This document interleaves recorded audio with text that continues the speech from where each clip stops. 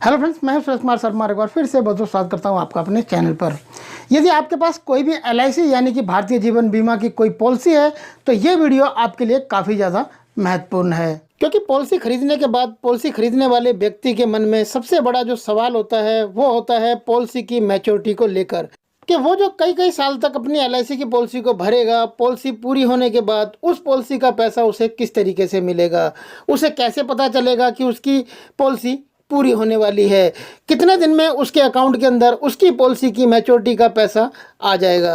इससे भी बड़ा सवाल उसके मन में होता है कि उसने जिस एलआईसी के कर्मचारी से वो पॉलिसी खरीदी है उसकी पॉलिसी पूरी होने तक उस व्यक्ति ने यदि उसकी मदद नहीं की तो वो अपनी एलआईसी की पॉलिसी का पैसा किस तरीके से ले सकेगा, कौन से फॉर्म उसे भरने होंगे, कहाँ से डाउनलोड करेगा और कहाँ पर जाकर उन फॉर्म को वो सबमिट करेगा। इन्हीं बातों को लेकर एलआईसी की पॉलिसी खरीदने के बाद पॉलिसी धारक के मन में हमेशा ये डर लगा रहता है कि कहीं उसका एलआईसी की पॉलिसी का पैसा भरा हुआ पॉलिसी पूरी होने पर फंस तो नहीं जाएगा। तो यदि आपके पास भी कोई पॉलिसी है और पॉलिसी को लेकर आपके मन में भी इस तरीके के कोई सवाल हैं, कोई डर है, तो आइए आपको इन सारे सवालों के जवाब इस वीडियो में देने की कोशिश करते हैं। सबसे पहले तो आप ये जान लीजिए कि आपकी पॉलिसी मैच्योर होने वाली है, इसका आपको कैसे पता चलेगा। तो आपकी पॉलिसी कितनी तारीख को मैच्योर होगी, कौन से महीने में, कौन से साल में मैच्योर होगी, इसके बारे में डिटेल के साथ आपकी एलआईसी पॉलिसी के बॉन्ड पेपर के ऊपर लिखा होगा, उस पर आप देख सकते हैं। इसके अलावा जब भी आपकी पॉलिसी मैच्योर होने वाली होगी उसके लगभग 3 महीने पहले आपके द्वारा रजिस्टर किए गए पॉलिसी के अंदर मोबाइल नंबर के ऊपर एक एलआईसी की तरफ से इस तरीके से एसएमएस भेज दिया जाएगा। आप यहाँ स्क्रीन पर देख सकते हैं, जिसके ऊपर लिखा होगा कि dear policy holder, congratulation, maturity payment is due to you, kindly submit NEFT details, cancel cheque, KYC, discharge form at policy bond immediately. तो इस मैसेज से आपको ये पता चल जाएगा कि आपकी एलआईसी की पॉलिसी की मैच्योरिटी होने वाली है। आपको पॉलिसी मैच्योर होने से पहले इन सारी चीज़ों को एलआईसी की ब्रांच में जाकर सबमिट कर देना है, ताकि जिस दिन आपकी एलआईसी की पॉलिसी की मैच्योरिटी है उसी दिन आपके द्वारा दिए गए बैंक अकाउंट के अंदर आपका पूरा पैसा पॉलिसी का ट्रांसफ़र कर दिया जाए। अब आपके मन में ये सवाल जरूर आ रहा होगा कि एलआईसी की तरफ से आपको मैच्योरिटी के 3 महीने पहले ये एसएमएस क्यों भेजा जाता है। तो आपको बता दें कि ये मैसेज आपको इतना समय पहले इसलिए भेजा जाता है कि आप जो भी डॉक्यूमेंट्स एलआईसी में मैच्योरिटी के लिए जमा कराएंगे उन डॉक्यूमेंट्स के अंदर आपके द्वारा दी गई डिटेल बिल्कुल करेक्ट होनी चाहिए। और यदि आपके द्वारा दिए गए बैंक खाते के अंदर या फिर आपके आधार कार्ड में, पैन कार्ड में या फिर आपकी एलआईसी की पॉलिसी में सारे नाम वगैरह करेक्ट नहीं है या फिर एज वगैरह में कोई फ़र्क है तो उसको आप इन 3 महीने के अंदर ठीक करवा लें। अगर ये सब कुछ मैच नहीं करता है तो आपके द्वारा मैच्योरिटी का किया गया क्लेम रिजेक्ट हो सकता है। इसके बाद आपको कांटेक्ट करना होता है एलआईसी के उन एजेंट से जिनसे आपने एलआईसी की पॉलिसी खरीदी थी।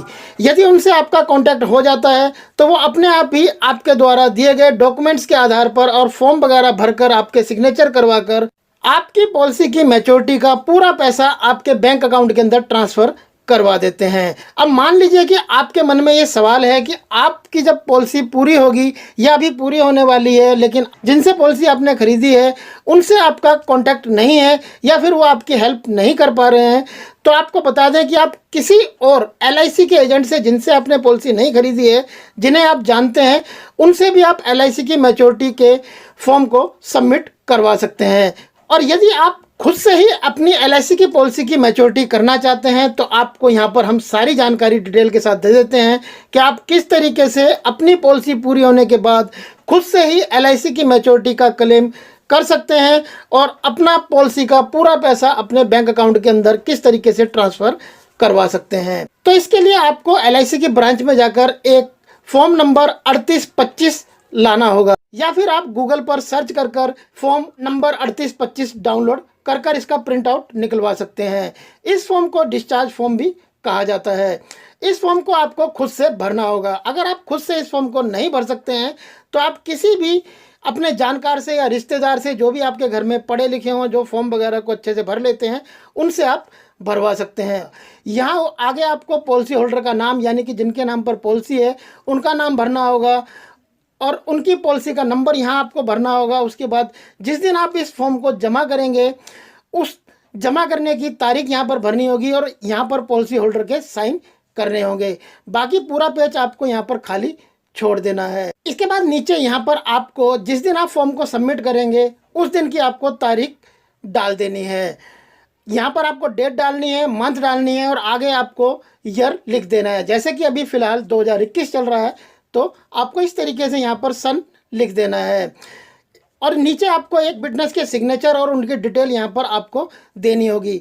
विटनेस के तौर पर आप किसी अपने पड़ोसी, दोस्त या फिर अपने रिश्तेदार या किसी अपने जानकार को रख सकते हैं।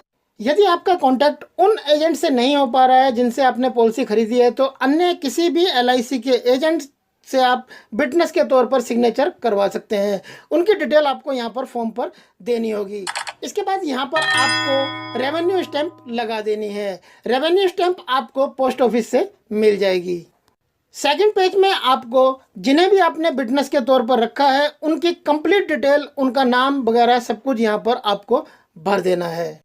इसके बाद आपको अपने उस बैंक अकाउंट की डिटेल्स देनी होती है जिस बैंक अकाउंट के अंदर आप अपनी LIC की मैच्योरिटी का पैसा ट्रांसफ़र करवाना चाहते हैं। उसके लिए आपको सबमिट करना होता है NEFT मैंडेट फॉर्म। ये NEFT मैंडेट फॉर्म भी इसी फॉर्म के साथ नीचे आपको मिल जाता है।